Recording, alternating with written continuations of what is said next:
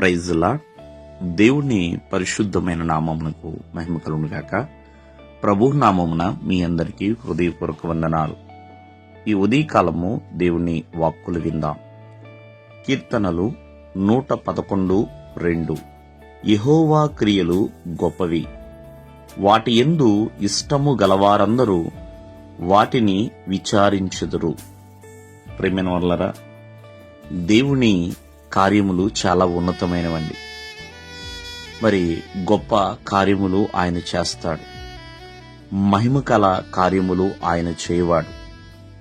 ఎందుకు ఇక్కడ దేవుని క్రియలు గొప్పవి అని రాశారంటే, ప్రియమైన వారలారా, మరి ఆయన చేసిన ప్రతి కార్యము కూడా ఘనమైనదే. దేవుడు ఘనమైన రక్షణ మనకిచ్చి ఉన్నాడు.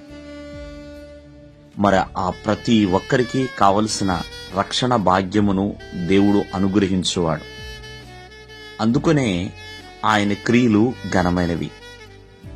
అటువలే ఆయన క్రియలు మహిమకరమైనవండి.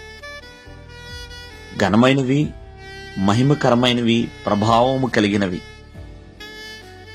ఎందుకంటే ఆయన ఇచ్చే మహిమ చాలా చాలా ఉన్నతమైనది. ప్రియమైన వారలారా, మహిమ కార్యములు ఆయన చేయవాడు. అంతేకాకుండా దేవుడు ఇచ్చే స్వస్థత కావచ్చు, దేవుడు చూపే ప్రేమ కావచ్చు, దేవుడిచ్చే ఆదరణ కావచ్చు, ఇవన్నీ కూడా చాలా ఘనమైనవి. గొప్ప ఆదరణతో మనల్ని ఆదరించువాడు. ఒక తల్లి వలె, ఒక తండ్రి వలె ఆయన ఆదరించువాడు. ప్రియమైన వారలారా, అవునా, ఈ రోజున ఆ ఘనమైన కార్యములను ఎవరైతే ఇష్టపడుతున్నారో వారందరూ కూడా ప్రియమైన వారలారా ఆ ఘనమైన కార్యములను గురించి తెలుసుకుంటూ ఉంటారు. అంటే విచారిస్తారండి, తెలుసుకుంటూ ఉంటారు.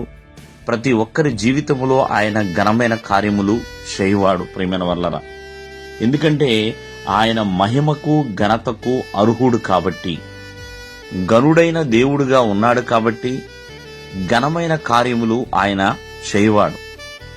దావీదును గొర్రెల దొడ్డిలోంచి రాజుగా పట్టాభిషిక్తుని చేశాడండి. మరి ఆ కార్యము ఘనమైనది కాదా? ప్రియమైన వారలారా, విద్యలేని పామరులను మరి ప్రపంచమంతా కూడా ఏ భాష అయినా కానివ్వండి, మరి ఎన్నో దేశాలకు వెళ్లి ప్రియమైన వారలారా వాళ్ళు సువార్త చెప్పగలిగారంటే మరి అది ఘనమైన కార్యము కాదా? కావున ఈ ఉదయకాలం ముందు ఆలోచించండి. ఆయన ఘనమైన కార్యములు చేసే దేవుడు. దేవుడు మిమ్మల్ని ఆశీర్వదించునుగాక. ఆమేన్.